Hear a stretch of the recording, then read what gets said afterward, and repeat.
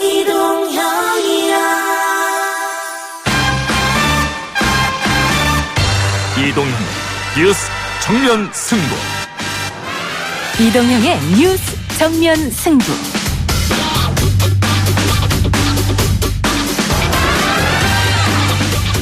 청취자 여러분 안녕하십니까, 이동형입니다. 4.15 총선에서 경남에 출사표를 던진 조혜진 예비후보가 홍준표 전 대표에게 도전장을 내밀었습니다.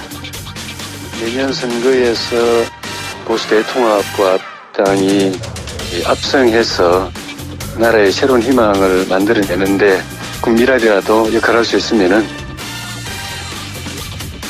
잠시 후에 조 후보 만나보고요. 곽상도 의원이 청주 고속터미널 부지 매각 과정에서의 특혜 의혹을 제기했습니다. 들어보시죠. 영문화를 갈 정도라면 누가 보더라도 특별한 사유라는 것을 알 수 있을 것입니다. 감사원 감사가 청와대 등 외압의 영향을 받았음을. 터미널 용도로만 활용해야 한다는 계약 조건을 어기고 상업시설을 추가로 지을 수 있도록 청주시가 허가해 5천억 원대 특혜를 줬다는 게 한국당의 주장인데요. 기자 언박싱에서 정리해드리겠습니다. 남선으로 전차 조종, 탱크 조종소를 하고 있을 때 전혀 탱크를 모는데 지장이 없었기 때문에 여성의 몸으로 돌아왔다고 해서 그것이 상실되는 것은 아닙니다. 휴가 중 성전환 수술을 받고 온 육군 부사관에 대해 전역하라는 결정이 내려졌네요. 군 인권센터 연결해서 해병대 가혹행위 의혹과 함께 입장 들어보고요. 11.6 총성의 인물 중앙정보부장이었던 김재규 씨의 법정 최후 진실을 잠시 듣고 오겠습니다. 내란죄로 기소가 되고 재판을 받고 있습니다. 10월 26일 성명은 이 나라의 건국이념이고 또한 국익이고 자유민주주의를 회복하기 위해서 혁명을 한 것입니다. 이 혁명이 어떻게 해야 내란죄에 심판받아야 되느냐, 이런 생각이 듭니다. 화제 영화 남산의 부장들이 11.6 사건과 함께 납치 암살 미스터리로 남아있는 김용옥 사건까지 재조명했다고 하는데요. 4부에서 원작자를 스튜디오에서 만나보겠습니다. 1월 22일 수요일 이동의 뉴스 정면 승부 시작합니다.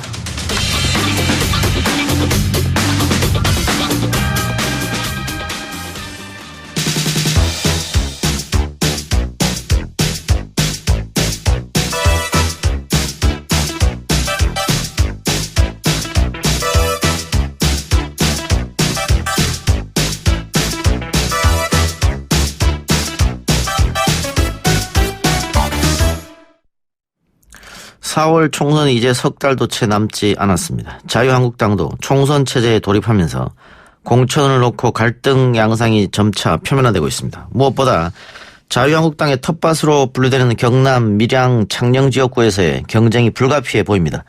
해당 지역 출마 의사를 밝힌 홍준표 전 대표와 경남 밀양에서 재선 국회의원을 지내며 최근 복당한 조혜진 전 의원이 맞붙는 모양새가 됐습니다. 조혜진 전 의원은 홍준표 전 대표에게 수도권 출마를 요구했습니다만 홍 전 대표는 흔들리는 PK 사수를 하는 게 맞다면서 반대 입장을 분명히 했습니다. 자유한국당 조혜진 예비후보 연결해서 이야기 나눠보겠습니다. 조혜진 전 의원님 나와 계십니까? 예, 반갑습니다. 조혜진입니다. 예, 자 오늘 기자회견 열어서 창녕 지역 총선 출마를 선언하셨네요. 예, 포부 한번 들어볼까요?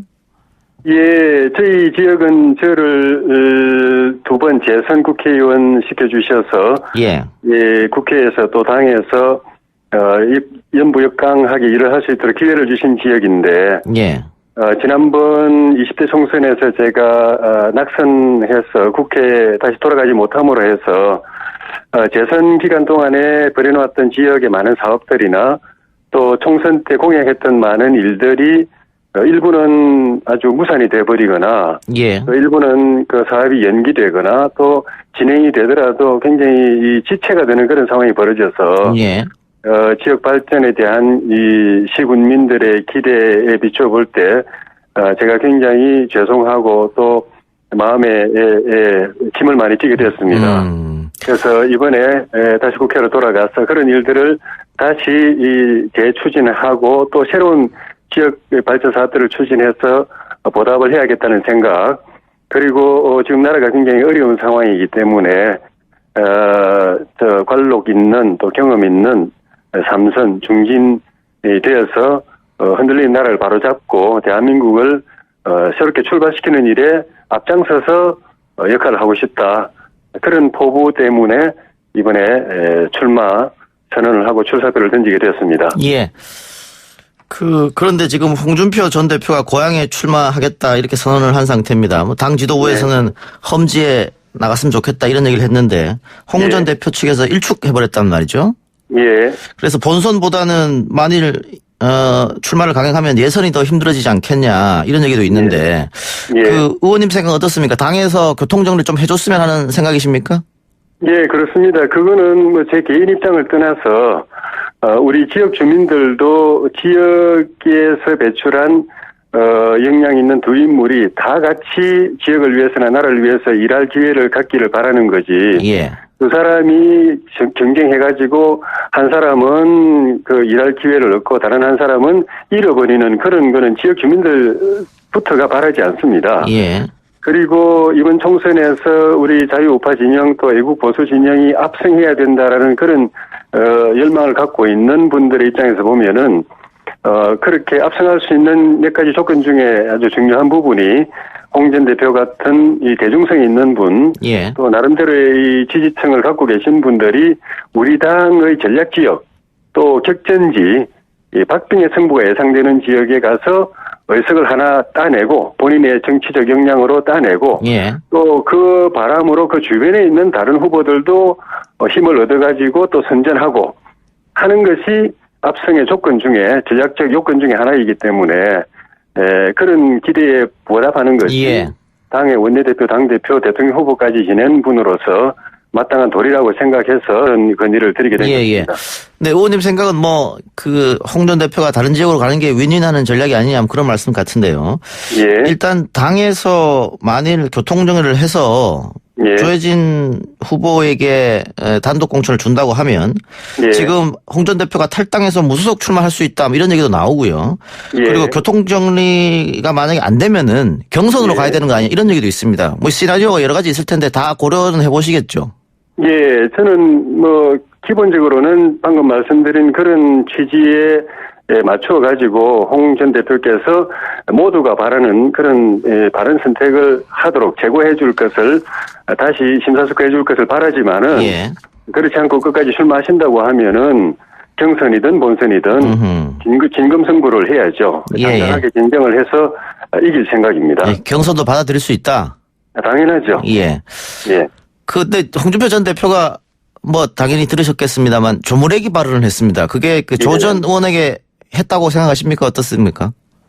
저는 그럴 수도 있고 아닐 수도 있다고 생각하는데 예. 저희 이제 지역의 시군민들 좀 전에 밀양 창녕 말씀을 하셨는데 지난 20대 때 선거구가 확장이 돼서 밀양시 창녕 의령군 함안군 창녕군 이렇게 4개 시군이 됐습니다. 예.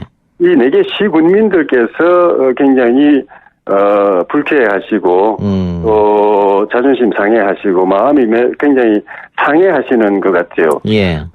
무엇보다도 저를 재선까지 시켜주셨던 그런 지역민들 입장에서 보면은 우리가 그러면 조무래기를 인물감도 안 되는 사람을 그러면 재선까지 시켜줬단 말이냐, 우리가 잘못된 선택을 했단 말이냐 하는 그런 모욕감 같은 걸 느끼면서 저 사적으로 저희 쪽에 그런 실망과 분노를 표시하는 분들도 있어서 이거는 본인이 평소에도 물론 이제 좀 저속한 표현이나 다른 사람을 비하하고 폄하하는 발언을 많이 해오셨지만은 지역에 내려와서까지 지역민들의 자존심을 훼손하는 이런 말을 해서 되겠는가. 특히나 어쨌든 본인은 이 지역에서 지금 표를 얻겠다고 출사표를 선언한 분 아닙니까? 그럼 한 분이라도 마음을 더 얻어야 되는 텐데 거꾸로 저를 8년 동안 국회의원으로 선택해 주신 분들의 그런 선택을 비하하는 그런 발언을 하신 거는 잘못된 것 같고 본인을 위해서라도 끝까지 여기서 민심을 얻어서 선거를 하시고자 한다면은 득표를 하시고자 한다면은 빨리 사과를 하시든지 어떻게 하시든지 그 발언을 주워 담아서 마음에 상처받은 주민들의 마음을 풀어주셔야 된다. 그렇게 생각합니다. 공개적으로 사과를 요구하시는 거네요? 우리, 시국민들에 대한 당연한 도리가 아닌가 생각합니다. 본인을 위해서도 그렇게 해야 된다고 봅니다. 알겠습니다. 자, 의원님, 지난 지방선거 때는 PK 민심이 정부 여당으로 많이 쏠렸습니다. 그리고 시간이 조금 지났는데, 현재 PK 민심은 어떤 것 같습니까? 그때는 대참패를 했었죠. 예. 그에 비하면은 1년 반 정도 지난 동안에 민심의 대역전이 있어가지고 예. 지금은 정부 여당에 대한 심판 기류가 굉장히 강합니다. 예. 그리고 이번 선거에서 문재인 정부의 폭주를 제동을 걸고 좀 흔들리는 대한민국을 중심을 바로 세울 수 있는 그런 선택이 이루어져야 된다. 그런 역할을 할 수 있는 정치 세력에게 힘을 실어줘야 된다. 이런 것들이 어느 때보다도 고조가 되고 있고, 제가 이 지역 선거를 오래전부터 지켜봐왔지만 역대 선거 가운데 가장 정부 여당에 대한 실망과 비판의식, 분노 이게 강하고, 어떻게든 심판하고 이 폭주를 잡아 세워야 된다, 제동을 그려야 된다라는 그런 견제의식이 역대 어느 선거 때보다 강하기 때문에 우리 당에서 조금만 잘하고 좋은 후보들을 내고 하면은 이 지역에서는 거의 압승할 수 있는 분위기다라고 느끼고 있습니다. 압승까지 갈 수도 있다. 예. 지난번 선거와 거의 반대 현상이 벌어질 수 있다고, 지난 지방선거도 하고 반대 현상이 벌어질 수 있다고 봅니다. 예. 제가 아까 홍준표 전 대표 무소속 출마 가능성도 언급했습니다만, 이 보수 통합이 되지 않는다면 일려 다야 구도로 치러져야 될 거 아니겠습니까? 예. 그럼 선거 구도상은 불리해질 텐데요. 예. 통합에 대해서는 어떻게 보세요? 불리하죠. 그렇게 되면은 정권을 심판하고 국정을 정상화시켜야 된다고 하는 국민들의 열망에 걸림돌을 놓는 셈이 되는데, 이 시기에 자유우파 진영이나 또 애국 보수 진영, 또 나라 걱정하는 국민들의 마음을 대변하는 분들은 누구든지 간에 이 정권 심판에 걸림돌을 놓는 역할은 절대 하면 안 된다고 생각이 들고, 예. 자신들의 주장이나 입장, 이해관계를 조금씩 양보를 하더라도 반드시 통합을 성공시키고, 또 거기다가 당의 면모를 또 새롭게 하는 쇄신과 또 새로운 인물을 내세우는 그런 인적 쇄신, 공천 쇄신을 통해서 반드시 이런 민심을 하나로 담아내는 그런 대타협의 결정이 반드시 있어야 된다고 보고, 근데 현재 상황으로서는 그렇게 쉬워 보이진 않지만 이런 역사적인 대의가 있기 때문에, 역사적인 대의가 있고 국민들의 열망이 있기 때문에 누구도 이걸 거스르는 그런 일은 하지 못할 걸로 보고, 결국은 잘 되는 방향으로 가지 않겠는가 하고 기대하고 있습니다. 예. 뭐 통합이 안 된다면 선거연대 같은 것도 생각할 수 있겠죠. 그렇게라도 해야 되지만은 통합을 통합을 이뤄내지 못하는 정치력이면은 선거 연대인들 이뤄낼 수 있겠는가 하는 그런 좀 걱정도 있습니다. 그래서 선거 연대를 할 용의를 가진 입장이라면은 그보다는 통합을 하는 것이 훨씬 더 낫다. 선거 연대 하려고 하지 말고, 그럴 정도로 선거 연대를 해도 어차피 협상 과정, 타협 과정, 또 양보의 과정이 있어야 되거든요. 예. 그럴 것 같으면 그 정신을 가지고 통합을 이루어내는 게 훨씬 더 낫죠. 예, 알겠습니다. 그런 정신이 없어서 통합을 못 이루어낸다면 선거 연대도 쉽지 않다고 봐야 됩니다. 예, 알겠습니다. 의원님, 공천 진행 상황 봐가면서 다시 한번 연락드리겠습니다. 예. 예, 오늘 말씀 고맙습니다. 예, 고맙습니다. 예, 지금까지 조혜진 자유한국당 예비후보였습니다. 1부 순서 마치고요. 2부에서 내일신문 이재걸 기자와 돌아오겠습니다.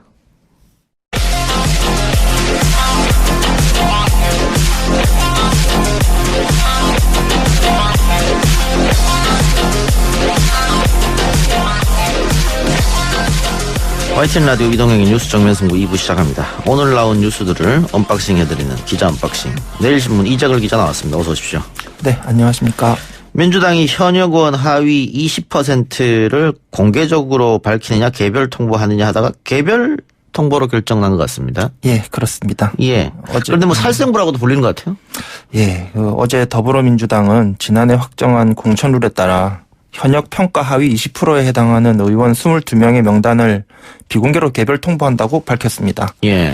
실제로 20일에 하위 20% 일부 의원들의 명단이 이제 출처 불명의 명단이 도는 걸로 퍼졌어요. 어허. 그래가지고 해당 의원들이 뭐 사실이 아니라고 대응을 하든가 하면 뭐 일부는 당 대표한테 직접 찾아가서 뭐 항의를 하기도 하고 뭐 좀 어수선했다고 합니다. 예. 예. 하위 20%에 포함됐다고 뭐 선거를 무조건 못 나가는 건 아니지 않습니까? 불이익을 받는 거죠, 경선 때. 예. 컷오프가 아니고요. 예. 경선은 끝까지 뛸 수가 있어요. 뭐 하위 20% 하면은 공천 심사 때 이제 해당 의원이 점수를 받을 거 아닙니까? 예. 평가 점수를. 그럼 그거를 거기에서 20%를 깎는 겁니다. 예. 예. 근데 이제 여기서 의원들이 현역들이 이제 불안해하는 부분은 정치 신인들하고 붙을 때 예. 정치 신인은 최대 25%까지 가산점을 또 받기 예. 때문인데요. 예. 그럼 그만큼 불리하다는 판단이죠. 근데 또 살생부라는 표현이 좀 엄살이라는 지적도 일각에서는 나오는 게 예. 보통 현역 의원들이 프리미엄이 워낙 강하기 때문에 그렇죠. 이런 제도를 도입을 한 거지 않습니까? 예. 이를테면 여론조사를 돌려봤을 때 뭐 현역 의원이 40%를 받았고 뭐 신인 20%를 받았다 이러면은 근데 현역 의원이 20%를 감점을 받아도 그 가산점을 받은 신인보다 더 잘 받아요. 네, 뭐 그래서 좀 그런 얘기도 예. 있습니다. 근데 이렇게 소위 말해서 뭐 찌라시가 도는데 네. 아예 공개를 하는 편이 낫지 않느냐 뭐 이런 네. 주장도 있는 것 같습니다. 그 당초 민주당 내부에서는 아까 말씀하신 대로 이제 외부 공개해야 된다는 의견도 있었다고 합니다.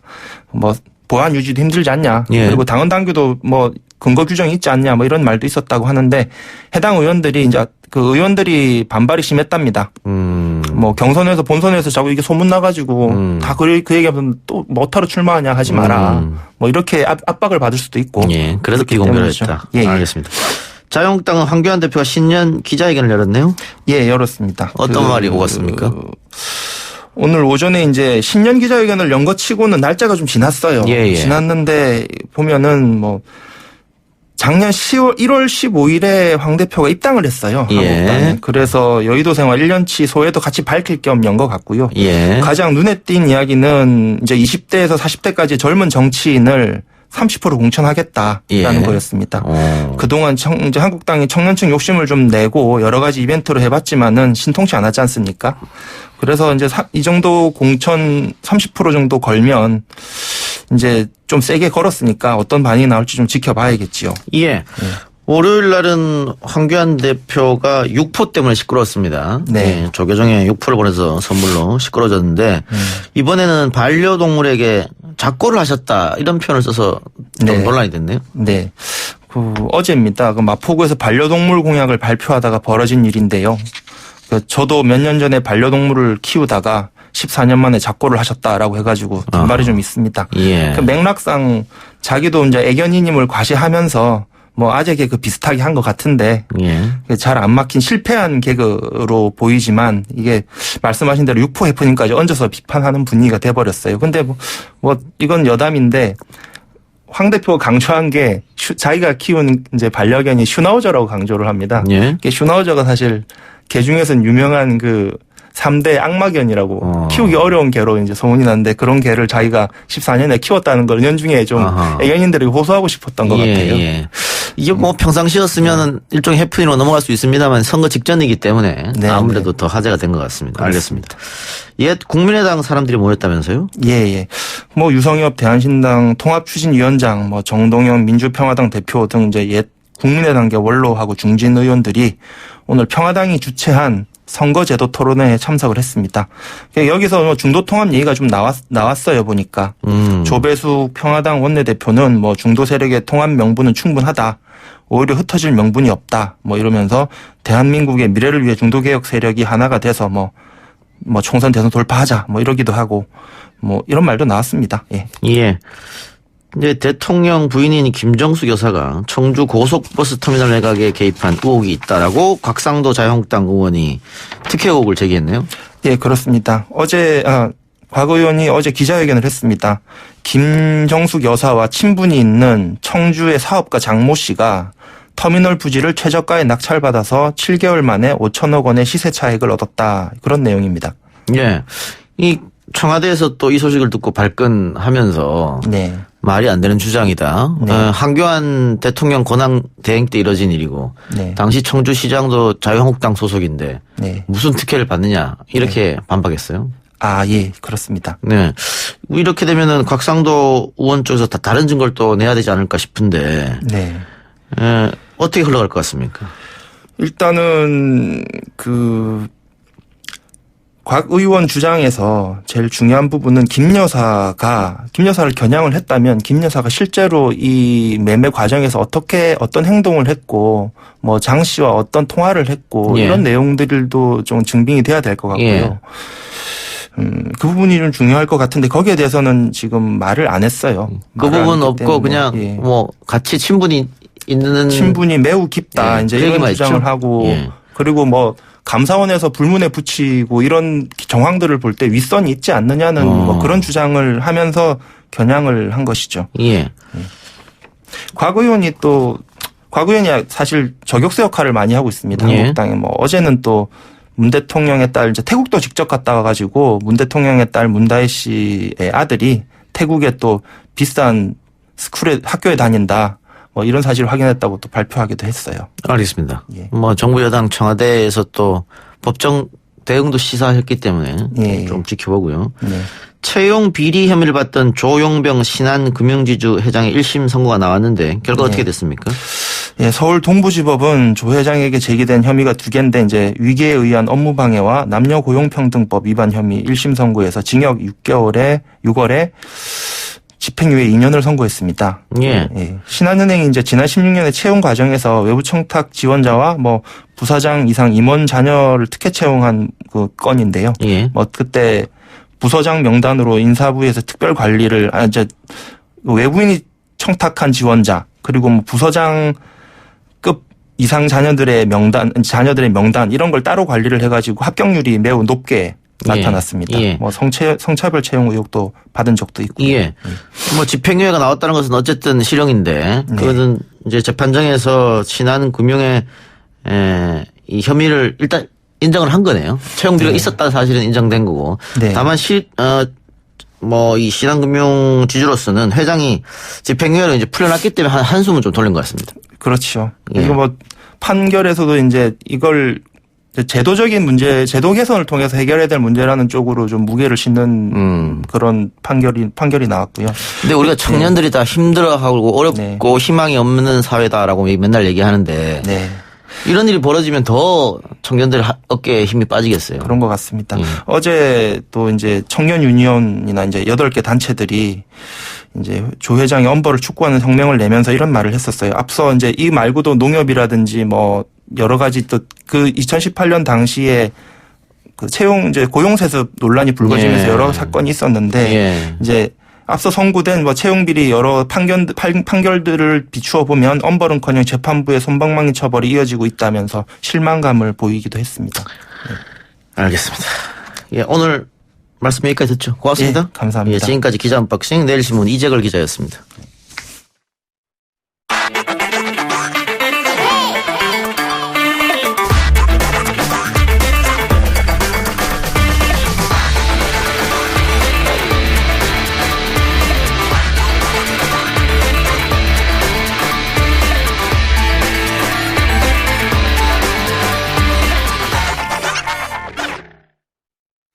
네, 저는 제6군단 5기와 여단 전차 조종수 하사 변필소입니다.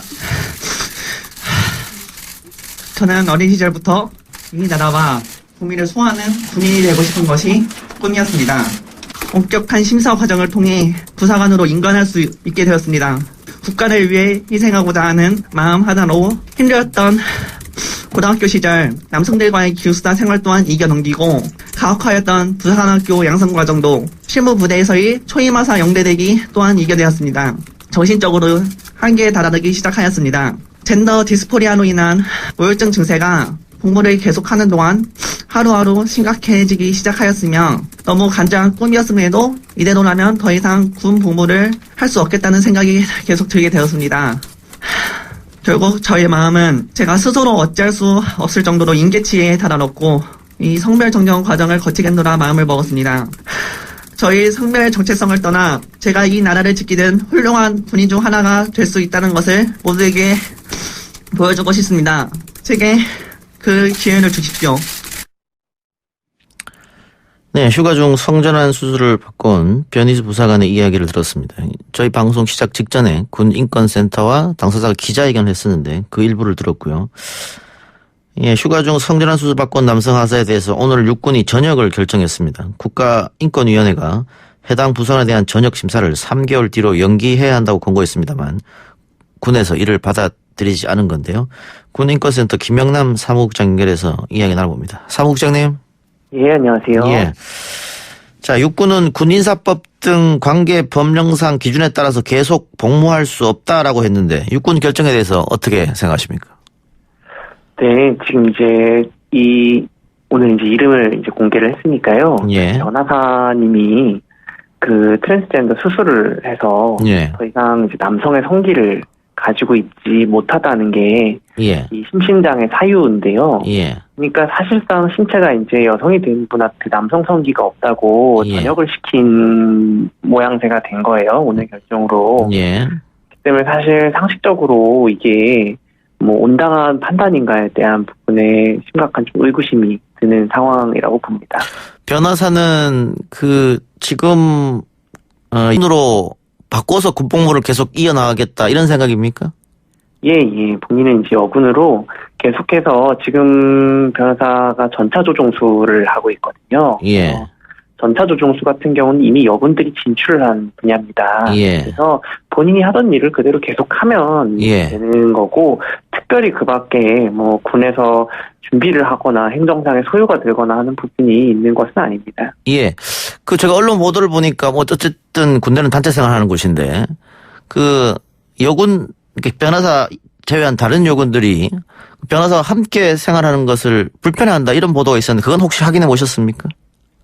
뭐 보도를 보시면은 뭐 여군들이 환영한다는 보도도 있고 여군들이 불편해한다는 보도도 있고 예. 사실 근데 이런 보도들이 지금 뭐 국방부나 군에서 흘러나오고 있는 이야기들을 바탕으로 작성이 되는 건데 되게 좀 비겁한 일이라고 생각이 됩니다. 그러니까 예. 트랜스젠더가 군복무를 하면 당연히 사실 생소하고 없던 일이기 때문에 불편한 점이 없다고 얘기하면 그건 거짓말입니다. 예. 예를 들면 뭐 화장실을 사용하는 문제라던가 이런 현실적인 사항들이 이제 부닥치는 것들이 있을 텐데 이것은 국방부에서 책임을 지고 해결을 해나가야 되는 부분인 거지 여군과 트랜스젠더 군인이 갈등을 일으킨다는 식으로 관점을 이동하는 거는 예. 국방부는 팔짱 끼고 쳐다보고 지금 군 조직 구성원들끼리 갈등을 일으키는 것처럼 모양새를 만드는 되게 비겁한 행태인 거죠. 예. 일각에서는 성전환 수술 이후에 한동안 진료나 관리도 지속적으로 받아야 되는데 군인으로서 임무를 수행하는데 불편함을 초래하지 않겠느냐 이런 지적도 있습니다. 네, 본인이 지금 원래대로면 내일 퇴원 날짜입니다. 예. 그동안에 이제 한 달간의 회복과 이제 요양 기간을 다 거쳤고 지금 정상적으로 생활을 하는 것에 큰 무리가 없습니다. 그래서 의사도 이 트랜스젠더 같은 경우에는 주기적으로 호르몬 치료만 잘 받으면은 보통의 일상생활에 아무런 지장이 없다고 하는 상황입니다. 그래서 예. 공복무를 하는 것에도 크게 뭐 문제가 있거나 이렇지 않습니다. 수많은 트랜스젠더들이 수술을 하고도 우리 사회에서 지금 사회생활을 하면서 잘 살아가고 있지 않습니까? 예. 변호사님도 마찬가지라는 것이죠. 예, 오늘 변호사의 기자회견에 함께 계셨었습니까? 네네. 예. 육군의 결정에 대해서 어떤 이야기를 하던가요?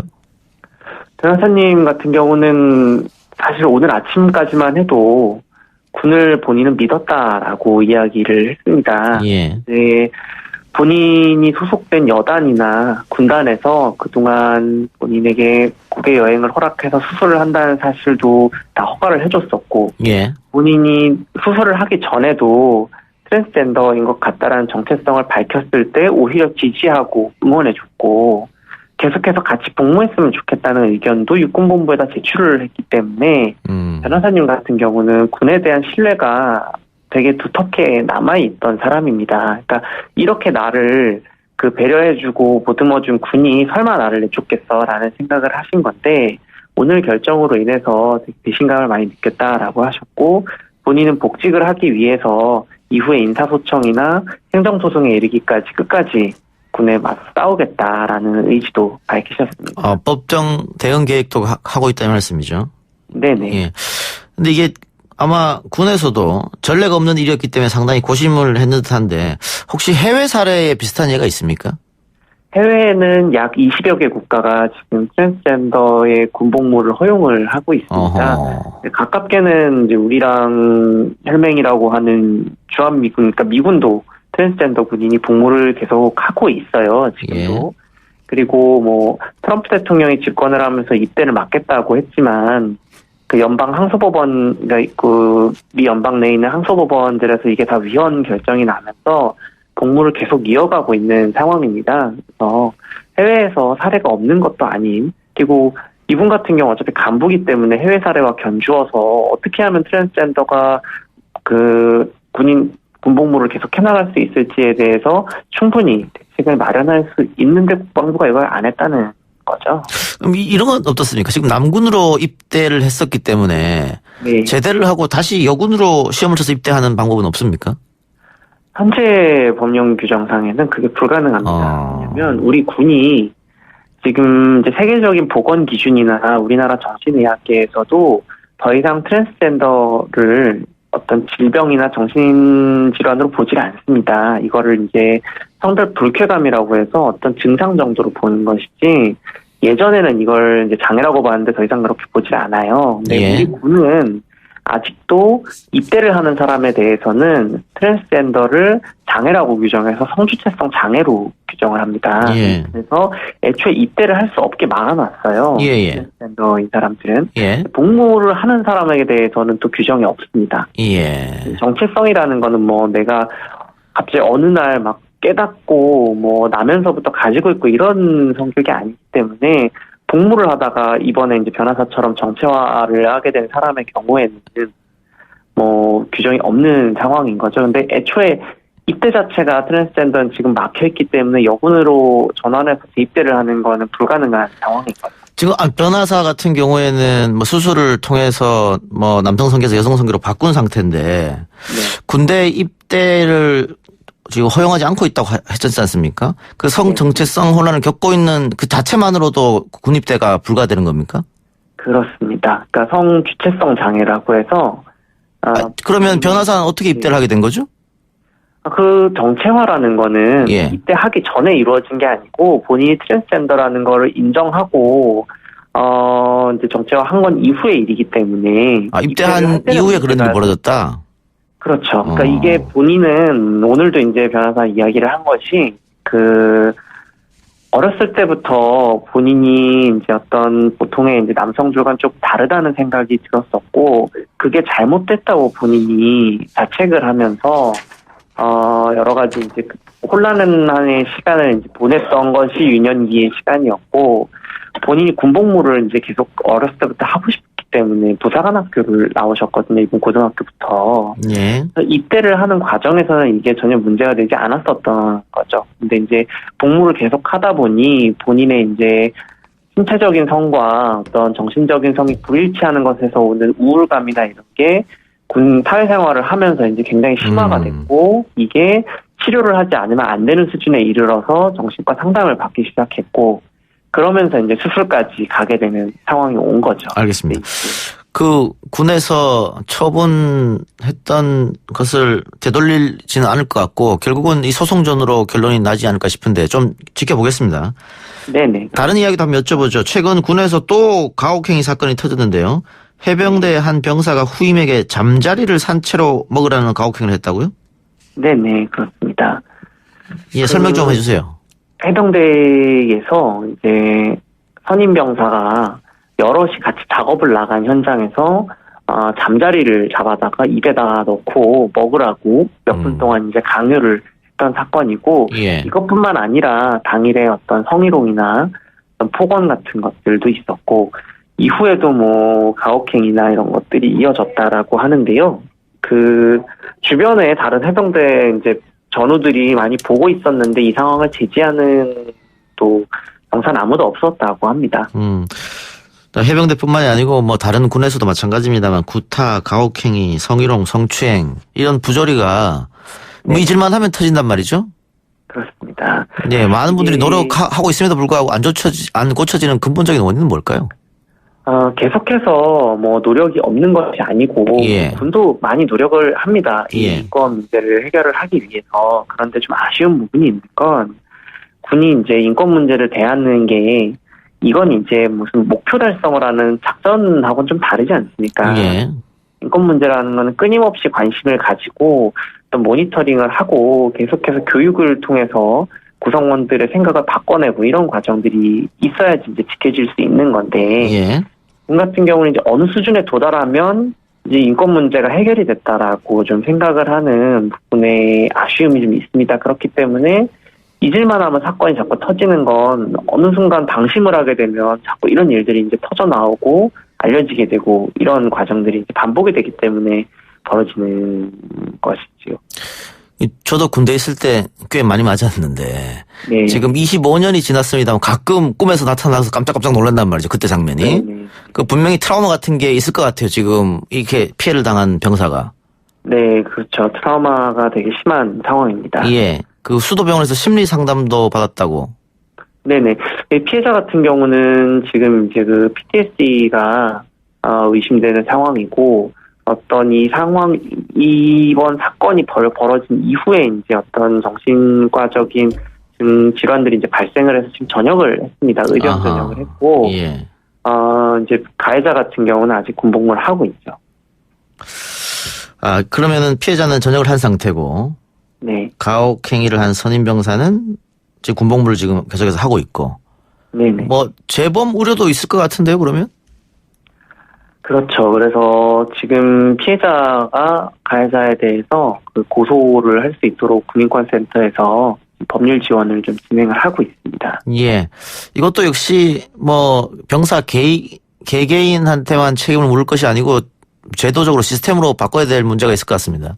네네. 제도적으로 당연히 접근을 해야 되는 문제가 있을 것이고요. 그러니까 군이 뭐 계속해서 노력을 하는 부분을 평가하지 않을 수는 없지만 예. 어떤 인권 문제라는 거는 그 계속 현재 진행형으로 접근을 해야지만이 계속적인 어떤 효과를 볼 수 있는 것이다라는 부분에 있어서 군이 좀 인식을 관리하고 앞으로도 이런 인권 문제를 해결하는 데 있어서 노력을 해나가야 되지 않을까라고 보고 있습니다. 뭐 군에서도 끊임없이 인권 교육 같은 건 하고 있는 것이죠. 네네. 교육은 뭐 진행을 하고 있습니다. 예. 알겠습니다. 오늘 인터뷰 여기까지 하겠습니다. 예, 감사합니다. 예, 지금까지 군인권센터 김영남 사무국장이었습니다. 1, 2부 순서 마치고요. 저는 뉴스 듣고 6시 10분에 3부로 찾아뵙겠습니다. 글쎄 안 들려 들을 뉴스 없어 아무 뉴스도 귀에 들어오지 않아 듣고 또 들어도 들을 뉴스 없어 만든 게 이 프로야 이동영의 뉴스 정면 승부.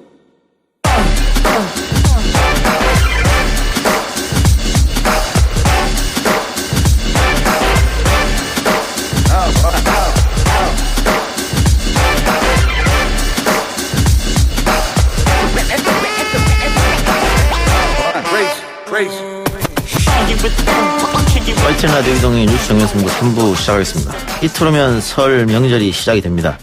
과거에 비해 밥상머리 민심의 의미가 줄어들었다고는 합니다만 민심의 향배를 읽을 수 있는 중요한 시기임은 분명하죠. 그래서 오늘 3부에서는 여론조사 이야기 해보겠습니다. 리얼미터 이택수 대표, 오피니언 라이브 윤희용 여론분석센터장 모셨습니다. 어서 오십시오. 네, 안녕하십니까. 안녕하세요. 자, 명절 앞두면은 정치인들이 필수적으로 전통시장을 방문하는데 요즘 들어서 그 소비 행태가 온라인으로도 많이 바뀌고 또 대형마트도 들어서고 했는데 정치인들이 선거 때마다 전통시장을 고집하는 이유가 있을까요? 딱히 갈 데가 없습니다. 사람들이 많이 모인 곳이 네. 뭐 역사, 이제 뭐 서울역이든 뭐 터미널, 역이든 네. 터미널이든. 근데 이제 여기 계신 분들은 워낙 급하게 이동하시는 분들이어서 좀 말씀 나누기가 어렵죠. 근데 예. 시장에 계신 분들은 뭐 대형마트에 있는 이제 점원분들보다는 좀 오랜 시간 얘기할 수 있는 마음의 예. 여유가 있으신 분들이기 때문에 그리고 각자 뭐 또 자영업 하시는 분들이고 그래서 아마 이거 외에는 대안이 없어서 그 시장에 가서 좀 퍼포먼스도 하고 사진도 찍고 그런 목적도 있을까요? 그렇습니다. 이제 장면이 가장 자연스럽게 또 나오는 측면이 있습니다. 먼저 모든 선거에서 화두가 되는 것이 이제 서민을 위한다는 것이거든요. 상당히 사실은 대한민국 선거의 특이한 이제 경우인 것인데 서민을 이제 위한다라고 하면 서민들이 찾는 전통시장 간다는 것이 이제 이미지에 맞는 부분이 있겠고 특히 이제 야당 같은 경우는 상당히 정치적 효과를 누리는 측면이 있습니다. 왜냐하면 가서 이제 카메라가 나오고 한 상황에서 요즘 경기 어떠세요? 요즘 장사 잘 돼요? 이렇게 물으면 뭐 항상 나오잖아요. 뭐 이렇게 어려울 때가 없었다라는 얘기를 항상 끄집어낼 수 있는 상황이기 때문에 야당으로서는 이제 경제 상황이 좋지 않다는 것을 상징적으로 부각할 수 있는 그런 이제 정치적인 이제 효과를 얻는 측면에서도 야당이 특히 이제 주목해서 방문하는 케이스로 볼 수 있습니다. 예. 오프닝에서도 이야기했습니다만 밥상머리 민심이라고 하죠. 명절 때 예전보다 많이 줄어들었습니다. 뭐 온라인 또 각종 뉴스들이 쏟아지고 있기 때문에 그래도 역시 명절 때는 모여가지고 정치 얘기를 안 할 수가 없으니까. 이번 설 때는 어떤 화두들이 올라올까요? 밥상에? 검찰개혁 이슈가 가장 뜨겁지 않을까. 예. 내일 또 중간 간부 인사가 또 예정돼 있고 하니까. 주로 등장하는 이제 인물들은 조국 전 장관, 또 윤석열 총장, 또 추미애 장관, 그리고 뭐 당연히 문재인 대통령까지 이 부분 관련해서 밥상머리에서 싸움이 없어야 될 텐데 최근 이제 뭐 대표성이 있는지 모르겠습니다만 저희 이제 가정도 처갓집에서 이제 장인어른과 이 정치적 담화를 이제 합니다. 근데 워낙 장인어른이 이제 그런 담화를 좋아하셔가지고. 근데 이제 30대에서 이제 최근에 40대 초반으로 올라간 처제하고 아주 뜨거운 설전을 하게 됐는데 예전에 숟가락도 날라다닌 적이 있습니다. 그리고 이제 술 한잔 하다가 술잔 내려놓고 집에 간다든지 우리 처제가. 근데 최근 들어서는 말씀하신 대로 좀 그게 소강 상태였어요. 서로 조심하고 그러다가 제가 봤을 때는 이번 설 때는 조국 전 장관 사태로 인해서 뜨거운 설전이 아마 있지 않을까. 그러니까 지난번 이제 탄핵 국면 이후에 탄핵 이제 있고 나서 명절 같은 경우에 어르신들이 좀 조용히 있으시는 분위기들이 많았다고 합니다. 예, 왜냐하면 어쨌든 뭐 이제 지지하는 곳이 어쨌든 탄핵을 받았을 경우에 만약에 이제 보수 성향이라고 하신다면 그래서 이제 좀 침묵하시고 특히 얘기들이 이제 활발하게 이루어지지 않았을 텐데 지금 같은 경우는 이제 말씀하신 대로 어쨌든 다시 이제 보수가 통합 논의를 이제 하고 있는 상황에서 이제 보수 성향을 가지고 계시는 어르신들이 최근보다는 그 이전처럼 이제 말씀을 좀 많이 하실 어떤 조건들이 형성된 측면이 있기 때문에 아마 뭐 최근 명절을 치고 비교해 봤을 때는 이번 명절에 좀 이렇게 정치적 논의가 많이 있지 않을까 예상해 볼 수 있겠습니다. 예, 근데 이택수 대표가 이야기했던 이슈들은 여권에 불리한 이슈들 아닙니까? 여권에 불리할 수 있는데요. 그렇다고 그 불리의 정도가 크다고 할 수는 없을 것 같습니다. 최근 이제 여론조사 결과를 보면은 사실 이런 논란이 있을 때 민주당 지지율이나 대통령 지지율이 조금 빠지는 거는 사실인데 또 추미애 장관의 또 한마디가 또 덧붙여지면 또 지지층이 결집하고 빠졌다가 다시 반등하고 빠졌다가 반등하는 이런 모습이 있었기 때문에 반드시 불리하다 이렇게는 단언할 수는 없을 것 같습니다. 예. 오늘 황교안 대표가 단독 영수회담을 요구했는데 조금 시기상 뜬금없다 이런 생각도 드는데 이것도 역시 여론 형성을 위해서 그런 겁니까? 네, 일단은 이제 보수 통합 논의에서 어쨌든 보수 정당들 경쟁 구도 하에서 자유한국당이 일단 주도권을 확보하려고 하는 이제 전략적 의도도 일정 부분 담겨 있다고 할 수 있겠는데요. 영수회담을 하게 되면 여당과 또는 여권과 대통령과 맞상대가 제1야당인 한국당이다. 거기에 황교안 대표다라고 하는 이제 그 구도가 형성되고 그 부각될 수밖에 없는 것이거든요. 그렇게 되면 이제 보수 통합 논의 과정에서 이제 한국당 자체에 대한 대중들의 주목도 더 높아지는 것이기 때문에 다른 이제 야당들 보수 야당들 같은 경우에는 좀 위상이 그 국면에서는 또 약화될 수 있는 측면이 있거든요. 그런 부분에서 어쨌든 통합 논의에서의 주도권 확보 이런 부분과 연계돼서 아마 이런 영수대 회담을 요구한 것이라고 할 수 있을 텐데요. 그렇죠. 이제 뭐 성사 여부는 지금 상황에서 쉽게 선거 국면이기 때문에 이루어질지는 좀 의문입니다. 예. 근데 보수 통합과 관련해서 이게 쉽지는 않아 보이거든요. 그 역시 뭐 기득권을 내려놓아야 통합이 되는 거 아니냐고 하는데 지금 윤희용 센터장 말처럼 기득권을 내려놓는 것보다는 주도권을 쥐려고 하는 모습이 더 보인단 말이죠. 어떻게 두 분 생각할 때 보수 통합 어떻게 보십니까? 대통합은 좀 쉬워 보이지 않고요. 일단 소통합 정도가 가능하지 않을까. 한국당과 또 새 보수당 그리고 이제 원희룡 제주도지사처럼 이제 그 바깥에 있던 무소속 예. 합리적 보수를 지향하는 분들이 이제 모이는 정도. 우리공화당 같은 경우는 지금 유승민 전 대표가 워낙 강경하게 반대를 하고 있기 때문에 예. 우리공화당까지의 통합은 좀 어려워 보이고요. 이제 이른바 빅텐트라기보다는 소통합 정도의 그 구도 속에서 총선이 치러질 가능성이 조금 더 높아 보입니다. 예. 맞습니다. 당대당 이제 통합 논의 다시 이제 재개를 했기 때문에 자유한국당과 새로운 보수당이 지금 이제 이런 국면이 있으면 이제 삐그덕할 수밖에 없는 측면이 있습니다. 과거 이제 진보 진영 같은 경우에는 이런 이제 야권 연대, 이른바 선거 연대라든가 통합 이런 것들을 학습을 많이 했고, 그 다음에 시민사회 쪽의 원로들이 중재할 수 있는 권한을 가진 사람들이 존재하고, 그러면서 이제 그것이 비교적 순탄하게 이루어진 데 비해서 보수에서는 이런 통합 또는 연대 논의에 대한 경험이 없어요. 그리고 그걸 중재할 수 있는 이제 권위 있는 어떤 인물이라든가 세력이 부재한 상황이기 때문에 이게 쉽게 갈 수는 없는 상황인데, 지금 어쨌든 당대당 논의가 시작됐다고 하는 것은 지금 삐그덕거리는 것은 어쩔 수 없겠지만 결국에는 자유한국당과 새로운 보수당 정도는 통합 가능성이 매우 높아진 국면이 됐다고 보는 것이 합리적인 예측일 것 같습니다. 알겠습니다. 자, 행안부에서 알림고지가 왔네요. 조금 전 행정안전부에서 발표한 설 연휴 기간 귀성객과 여행객 안내사항입니다.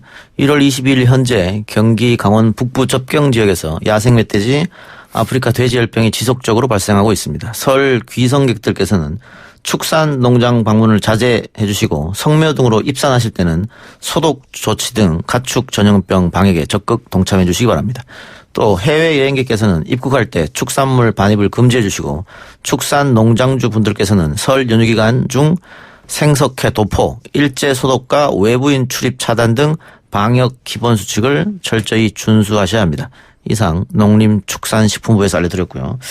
보수 통합 이야기를 하고 있었는데 관련해서 리얼미터가 자유한국당과 새로운 보수당의 통합을 가정해서 이 여론조사를 진행했는데 예상 외의 결과가 나왔습니다. 네. 저희가 이제 20일, 21일 양일간 전국 18세 이상 유권자 1,002명을 대상으로 조사한 내용인데요. 무선 전화 면접 및 유무선 자동답 혼용 방식이었습니다. 표본오차는 95% 신뢰 수준에서 플러스 마이너스 3.1%포인트였는데요. 저희가 이제 질문을 기존 정당 구도에서 어느 정당을 지지하는지 먼저 물어보고 그 다음에 한국당과 새보수당이 통합한 가칭 통합보수 신당 이 들어간 구도로 두 번째 질문을 했는데요. 처음 질문은 민주당이 40.1, 그다음에 자유한국당이 32.1, 바른미래당 4.4, 정의당 4.2 순으로 나타났고 새로운 보수신당은 3.8%로 나타났습니다. 예. 그러면 이제 두 정당의 합이 뭐 대략 한 6% 정도 되지 않습니까? 근데 두 번째 질문으로 물었을 때는 민주당이 36.6으로 살짝 줄어들었고요.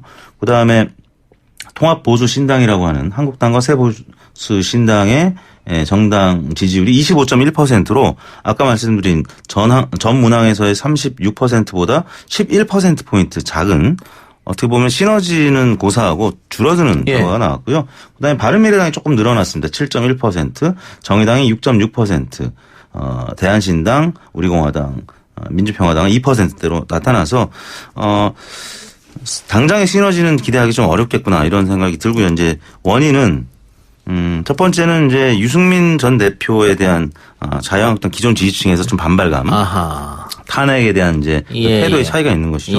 두 번째는 통합 보수 신당이라는 이 가칭 이제 명칭이 이게 사실 그 바른 정당이 추진될 때 2017년 1월 달에 개혁 보수 신당으로 갔었다가 또 이제 바른 정당으로 갔다가 바른 미래당 뭐 이런 과정을 거쳤었는데 이 보수 신당이라는 의미가 기존의 새로운 보수당 그 전에 바른 정당, 바른 미래당을 좀 상상하는 분들이 많기 때문에 그래서 유승민 전 대표에 대한 거부감이 있는 분들이 좀 이탈한 측면이 있는데요. 뭐 한국당 지지층에서도 통합보수신당으로 창당할 경우에 60%만 지지하는 걸로 나왔고 새보수당 지지층도 68.8%만 지지하는 것으로 나와서 양당의 일부 지지층들 한 3분의 1가량이 이탈하는 것으로 나타났습니다.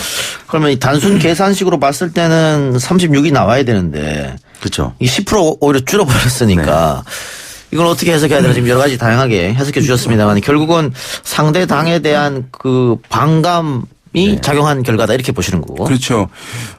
저는 뭐 이제 선거가 다가오게 되면 아마 이런 부분 다소간 해소돼서 두 당이 합해서 뭐 1+1은 2가 되는 그런 상황에 다소 못 미치더라도 지금 수준보다는 통합될 경우에 올라갈 가능성은 높다고 보는 것이 맞다고 생각하는데요.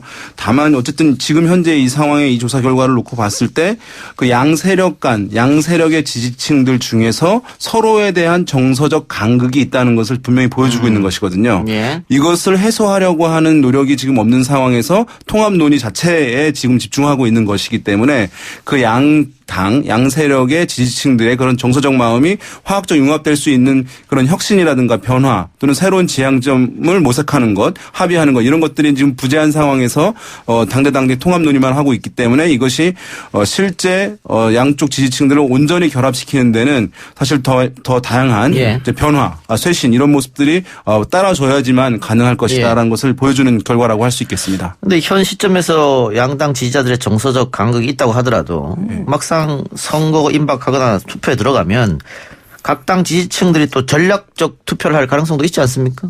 그렇죠. 예. 그래서 뭐 저는 이것이 이제 선거 다가오면 이제 회복이 될 거라고 복원이 될 거라고 이제 보긴 하는데 지금 워낙 이제 이 대표님 말씀하신 대로 탄핵에 대해서 새로운 보수당의 지지층들, 그러니까 개혁 보수를 원하는 지지층들 같은 경우는 그것에 대한 거부감들이 워낙 큰 상황이라는 것을 보여주고 있는 것이기 때문에 저는 통합하더라도 지금보다 올라갈 건 맞습니다만은 그것이 온전한 이제 결합에 양쪽 지지율을 합한 부분이 될 가능성이 다소 이제 제약될 수밖에 없다는 것을 뭐 말씀드리고 싶네요. 예. 알겠습니다. 이 통합보수신당 지지율이 빠지고 바른미래당 지지율이 올랐던 것도 조금 눈여겨볼 만한 것 같은데요. 그렇죠. 4.4%였던 지지율이 7.1% 거의 2배 가까이 오른 거는 바른미래당 입장에서는 굉장히 좋은 소식이겠죠. 이제 바탕에는 안철수 전 대표가 이제 귀국을 했고 안철수 전 대표가 지금 뭐 아직 어떤 행보를 보일지 구체적으로 이제 설날이 지나야 좀 이제 그 방향이 나올 것 같은데 아무튼 바른미래당은 역시 여전히 안철수 전 대표의 이제 정당이라는 이미지가 있기 때문에 새로운 보수당에서 이탈한 혹은 자유한국당에서 일부 이탈한 지지층이 사실 뭐 다른 정당에 비해서 바른미래당이 보수 혹은 중도 정당이라고 할 수 있기 때문에 이쪽으로 일부 이동한 것인데 뭐 그런 차원에서는 안철수 전 대표 측에서는 좀 기대할 만한 지지율이 아닌가 싶습니다.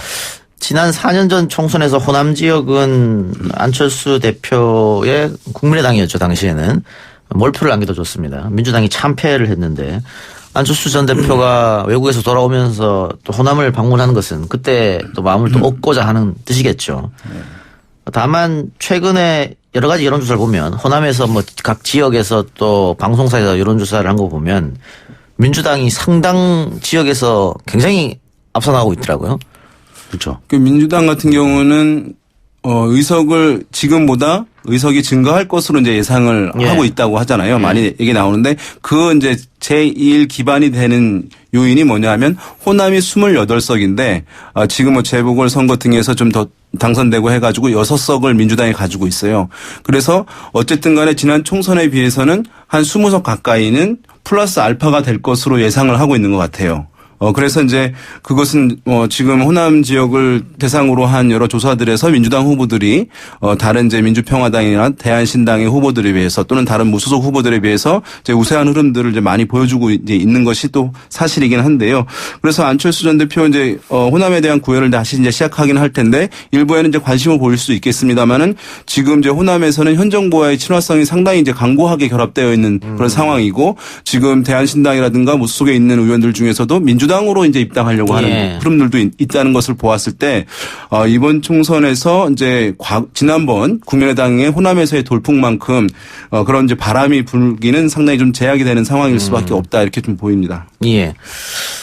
자, 이번 총선이 이전과 또 다른 점이 하나 있다면은 이제 야당 심판원이 나왔다는 겁니다. 또 특히 정권 심판원보다 야당 심판원이 더 많이 나와서 굉장히 이례적인 경우인데 이와 관련해서 자유한국당에서 KBS 한국리서치 여론조사가 잘못됐다 이렇게 얘기를 했는데 당시 한국리서치 조사 질문지를 보면 문재인 정부의 실정을 심판하기 위해 여당인 더불어민주당에 표를 주지 말아야 한다와 자기 반성 없이 정부의 발목만 잡는 보수 야당에게 표를 주지 말아야 한다. 이 문항을 제시했거든요. 자유한국당은 이게 문제가 있다고 지적한 것이고 두 분이 봤을 때 이 조사지 질문에 문제가 있는 것 같습니까?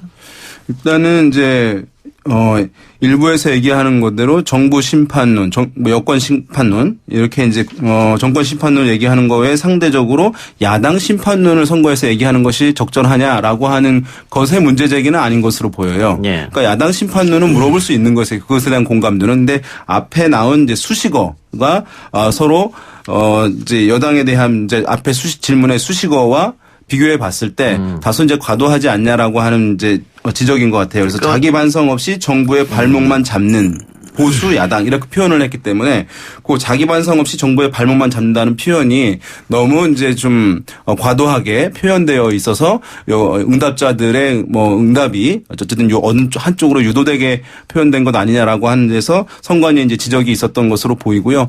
그것을 매도 야당 심판론에 대한 프라임은 여전히 이제 사실은 이번 선거에 일정 부분 통용될 가능성은 이제 있어 보이긴 합니다. 왜냐하면 한국당이 어쨌든 대중적으로 봤을 때 비토 정서 완전히 회복하지 못한 상황이기 때문에 여권으로서는 그런 이제 야당에 대한 심판, 야당이 이제 개혁을 어쨌든 제약하고 있다라고 하는 것이 오히려 이제 성과를 강조하는 것보다는 지지 기반을 확대할 수 있는 것이기 때문에 이러한 이제 쌍방 심판론 서로 양쪽이 심판론을 내세우는 쌍방 심판론이 이런 이제 지적에도 불구하고 일정 부분 통용될 가능성은 있는데 이런 조사에서는 이런 표현들은 조심할 필요는 있을 것 같습니다.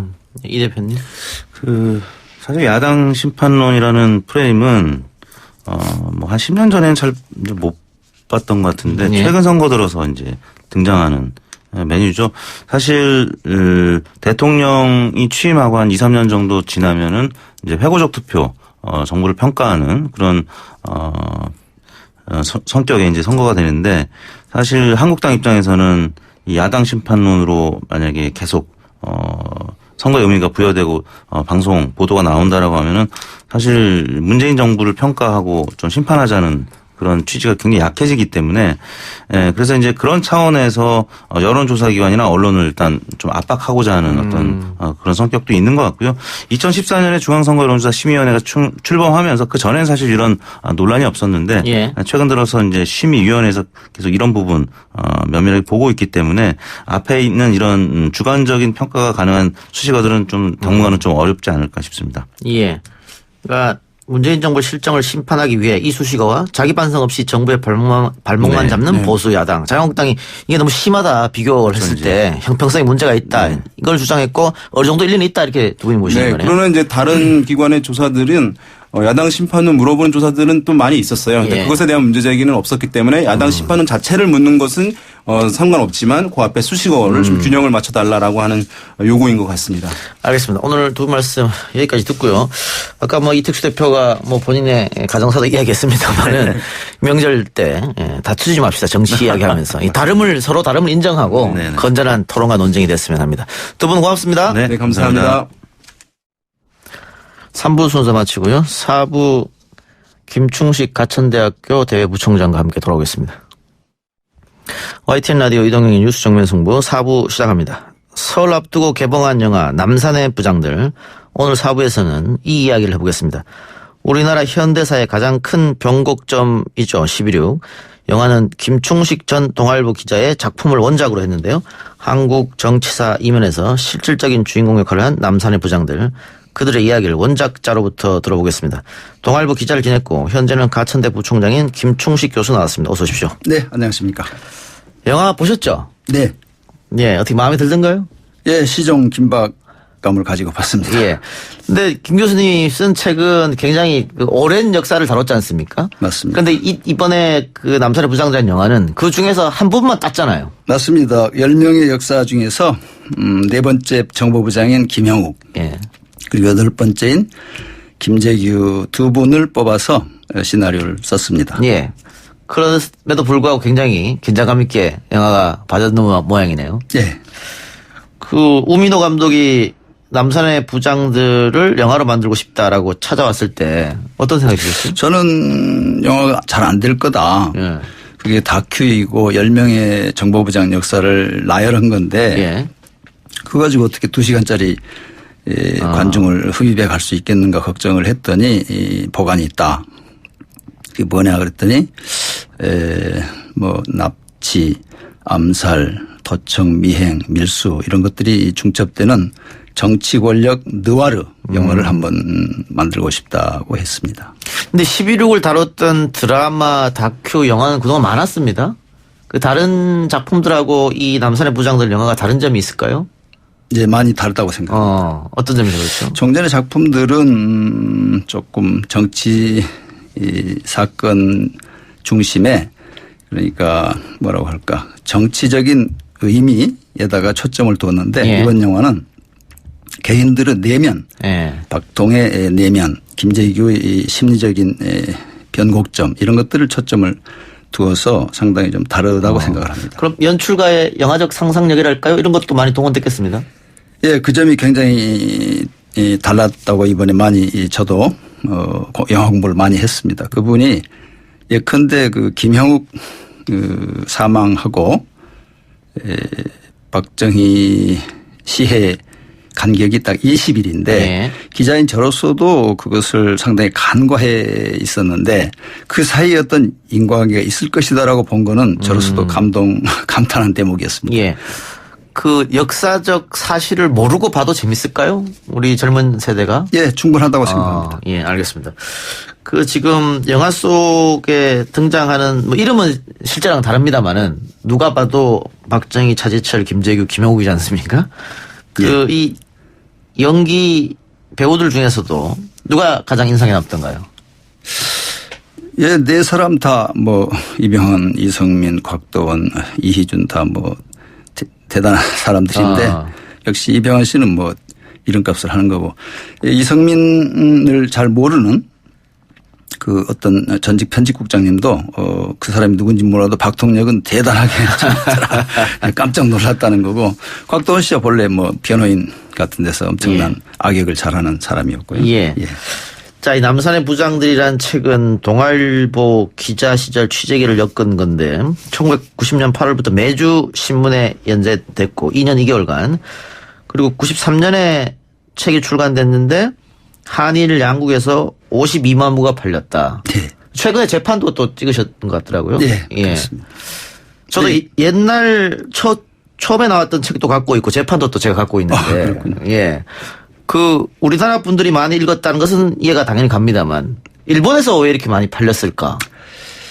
김대중 납치 같은 것은 일본 사람들한테 굉장히 그 유명한 사건이고 또 KCI의 역할은 많이 그 악명 높은 존재로 그 사람들한테도 각인되어 있었고 출판사가 고단샤 강담사라고 하는 좀 큰 출판사여서 관심이 많았던 것 같습니다. 예. 이게 정치 이야기이기 때문에 베스트셀러가 되기 쉽지 않은데. 예, 뭐 신문의 기획 기사가 이렇게 되는 경우는 굉장히 드물었는데 저도 연유를 잘 모르겠습니다. 예.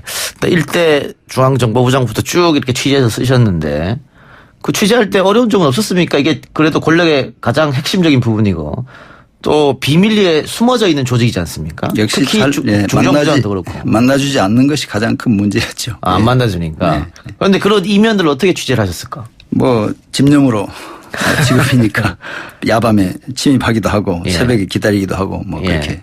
예. 뭐 초대 정보부장은 이제 김종필 전 대표였고 가장 오래 했던 정보부장은 김영욱 부장이었고 마지막은 김재규 부장이었고 이런데 그 개인적으로 가장 흥미 있는 인물이랄까요?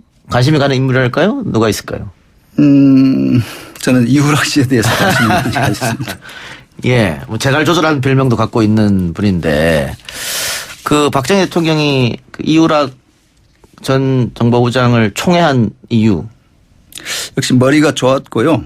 그 말은 더듬었지만 굉장히 그 대책 순발력이 있는 사람이었던 것으로 보입니다. 그리고 김일성을 만나러 올라가는 것을 보더라도 상당히 그 담대한 책사 같은 그런 면모가 있었습니다.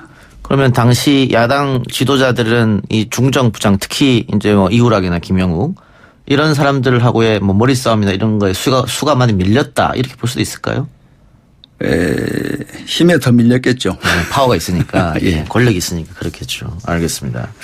자, 영화는 이제 11.6 사건이 발생하기 40일 전을 주목했는데, 결국은 그러면은 이게 부마항쟁 이야기가 나오는 건가요? 예, 그것을 전후로 해서 이제 진행이 됩니다. 예. 그리고 뭐 우리 청취자도 많은 분들이 알 것 같은데, 이 박정희 전 대통령과 차지철 또 김재규 중정부장 이 세 명 사이에서 뭐 완력이랄까 혹은 충성 경쟁이랄까 뭐 이런 게 있었지 않습니까? 그렇습니다. 박 대통령은 본래 그 분할 통치, 그러니까 2인자 간의 경쟁 구도를 만들어 놓고서 이렇게 지배하는 디바이드 앤 룰. 그런 게 능한 사람인데 그 충성 경쟁이 너무 과도해서 생긴 것이 일종의 11.6 사건일 수 있습니다. 가장 궁금한 것. 김재규는 계획적으로 일을 벌였을까 우발적으로 벌였을까? 아직도 미스테리란 말이죠. 정확하게는 반반입니다. 50대 50. 예, 판결문에도 대부분에서 거의 그렇게 되었는데요. 예. 그러니까 무슨 수사 합수부가 발표한 내용처럼 뭐 대통령을 꿈꾸는 과대망상이라고 하는 것은 좀 잘 안 맞는 것 같고요. 예. 정확하게는 자존심 손상이 폭발한 거. 예. 그리고 김재규식의 대의를 실현한다고 하는 그게 뭐 민주혁명을 꿈꿨다고 나중에 본인은 최무신설에 얘기했지만 꼭 거기까지는 다다르지 않더라도 유혈 사태를 좀 막겠다고 하는 대의를 지킨다고 하는 측면은 조금 있었습니다.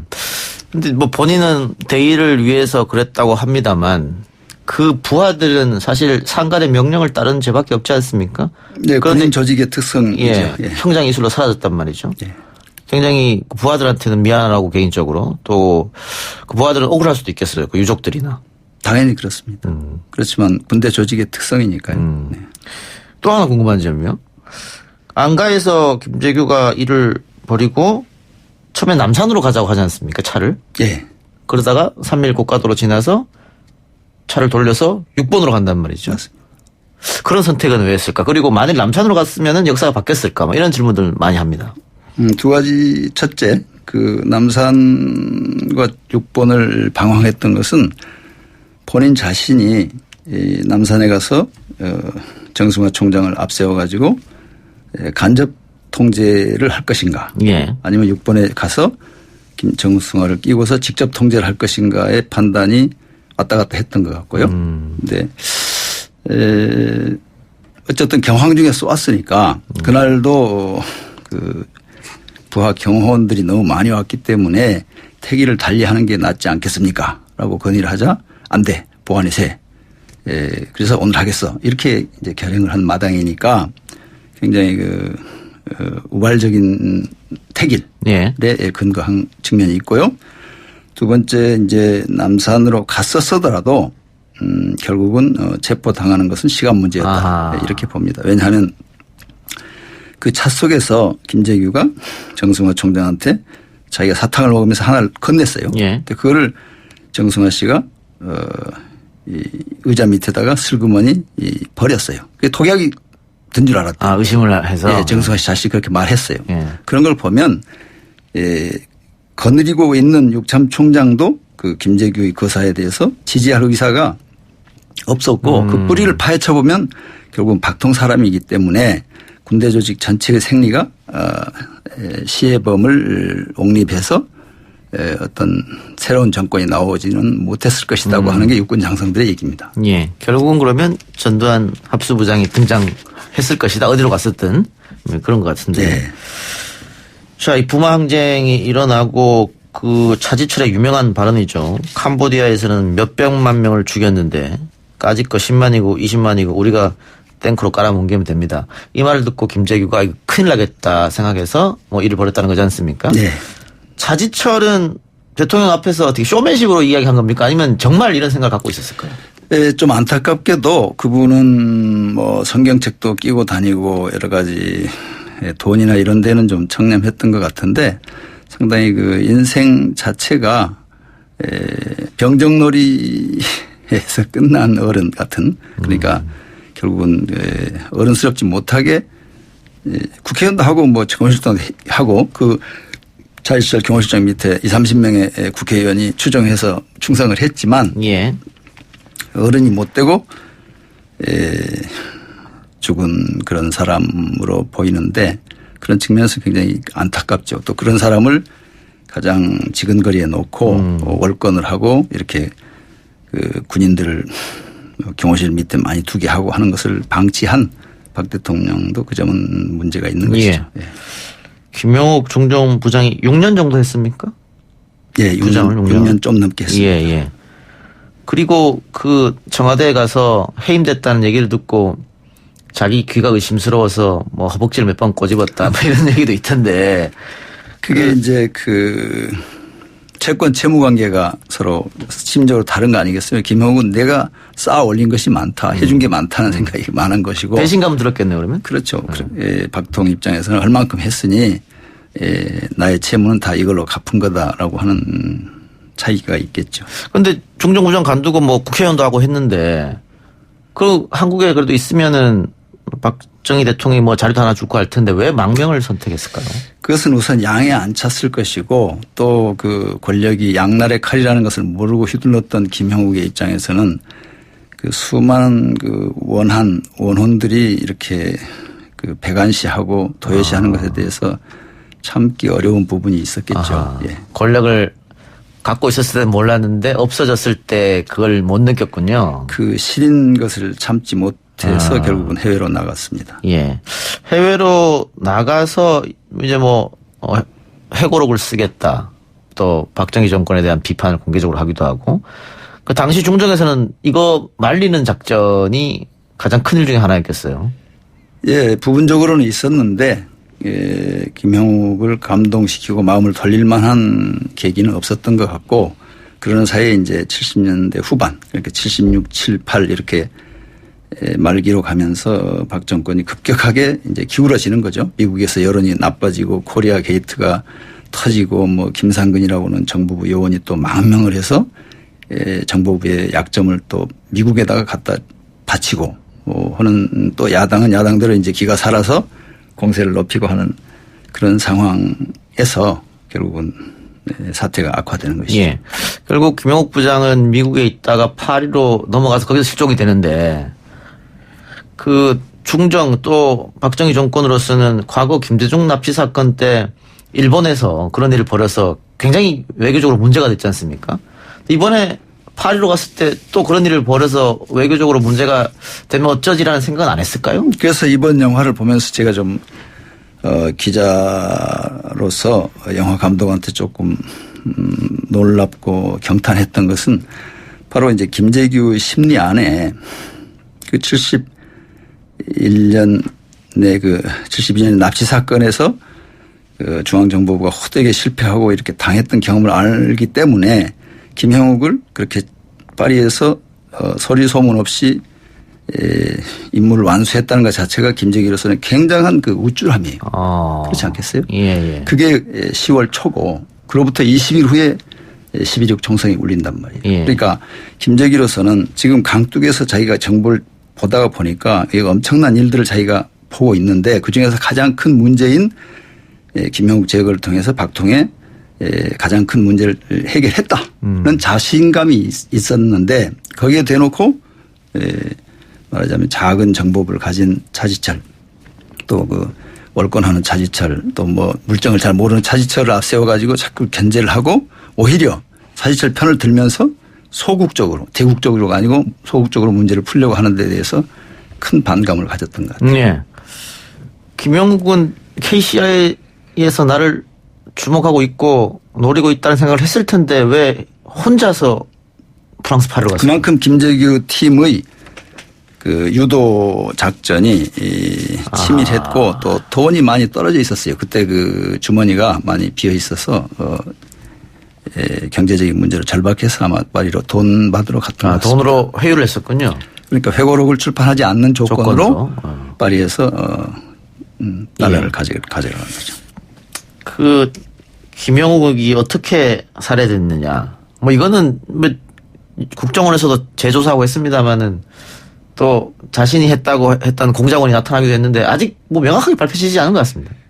큰 틀에서는 김재규 정보부가 파리 현지의 그 정보부 담당 공사를 중심으로 해서 실행조를 짜고 거기에서 뭐 권총으로 사살하고 사체 처리는 뭐 별도의 그 인멸하는 형태로 했죠. 예. 관련자들이 다 사망했기 때문에 진실은 알 수 없습니다만 그 당시 파리 공사죠. 이상열 공사였나요? 네, 그렇게 나옵니다. 예. 그분이 사실 얼마 전에 사망하셨는데 그분은 진실을 알고 있을 것 같은데 왜 끝까지 이야기를 하지 않으셨을까? 그분은 85년에 범하대사까지 하고 쭉 공직을 했었어요. 예. 그래서 많은 궁금증을 가지고 있는데 실제로 뭐 했는지 안 했는지에 대해서 했다 하더라도 본인은 말하고 싶지 않았겠죠. 그래 어떻게 진실이 묻힌 그런 감이 있는데 이 재판 때 보면 김재규 재판 때 보면요. 예. 김재규 중정부장이 그 최태민 이야기도 합니다. 예. 최순실 아버지죠. 예. 그 시해에 있어서 최태민이 원인이 됐다고도 보십니까 혹시?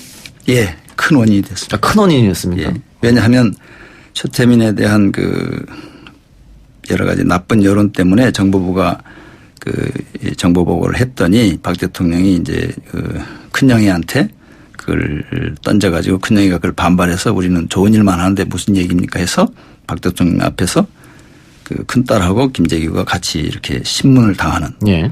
그런 좀 치욕적인 일이 있어서 그 점도 굉장한 그 프라이드의 사나이 김재규로 봐서는 욱하는 대목이 있었을 것입니다. 그렇군요. 자, 교수님께서는 어떻습니까? 그 10명의 중앙정보부장 그리고 중앙정보부가 우리 역사에 끼친 영향이랄까요? 남긴 숙제랄까요? 역시 그 순리와 상식에 어긋나는 조직 행태는 결국 역사에 큰 오점을 남기고 국민들한테도 부담스러운 존재로 남게 된다 하는 생각을 했고요. 그러한 권력의 이 월권 또 그로 인한 그 실패에 대해서 어떤 거울을 삼아야 된다는 것이 남산의 부장들이라고 생각합니다. 예. 중앙정보부에서 안기부로 이름이 바뀌었는데 이름만 바뀌었다고 보면 되겠죠, 당시에는? 그렇습니다. 예. 음지에서 일하고 양지를 지향한다. 이 문구는 어떻게 보십니까? 원래 그건 김종필 씨 때 내건 구호인데, 예. 실제로 또 모사드라든가 뭐 이스라엘의 조직이라든가 영국의 조직을 보면 뭐 그런 형태가 있죠. 미국의 CIA도. 예. 기본적으로는 그렇지만 우리의 경우에는 문제는 그 해외 정보 수집에 국한하지 아니하고 국내 정보와 수사에까지 관여하는 데 문제가 컸습니다. 예. 국내 정치에 개입했던 것이 예.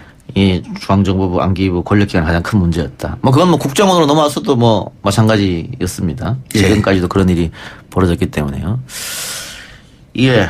그 지금 이 남산 부장이 총 몇 건으로 구성되어 있습니까? 원래 2건으로 출발했다가 지금은 합본되어서 1건으로 간행되고 있습니다. 아, 지금 합본되어 있습니까? 네. 네. 예. 그런데 2권, 처음에 1, 2권은 미완성된 채로 일본으로 가셨다고. 그래서 3권을 제 후임자가 써서 80년대 그 신군부가 집권하는 과정을 집중적으로 하나로 묶었습니다. 3권이 있습니다. 그 후배가 쓴 거 만족하십니까? 예, 후배는 아니고 실제로 입사 동기생인데 예. 예, 재밌게 읽었습니다. 그 인쇄는 어떻게? 네, 당시에도 많이 기자로서는 많이 받았는데요. 어디 간지 모르겠습니다. 아, 아직 사라졌습니까? 예. 아, 이 영화 나오면은 또 원작을 구해서 읽고자 하는 분들이 많이 계실 것 같아요. 네, 뭐 그런 분위기가 있습니다. 예. 자, 우리 그 책을 읽고 싶어 하는 분들에게 마지막으로 한마디 해 주시죠. 예, 그 영화에도 그 박통이 황성예터라고 하는 노래를 부르는 것이 나오는데 황성예터의 그 달빛이 어리고 나면 결국은 쓸쓸하고 그 고독한 인간의 본처적인 그런 모습만 남는데 어쨌든 있을 때 권력에 재임에 있을 때 잘하라 것이 이 책의 메시지이고 영화의 관점이라고 생각을 합니다. 알겠습니다. 오늘 말씀 고맙습니다. 네, 감사합니다. 내일 이 시간 다시 돌아옵니다.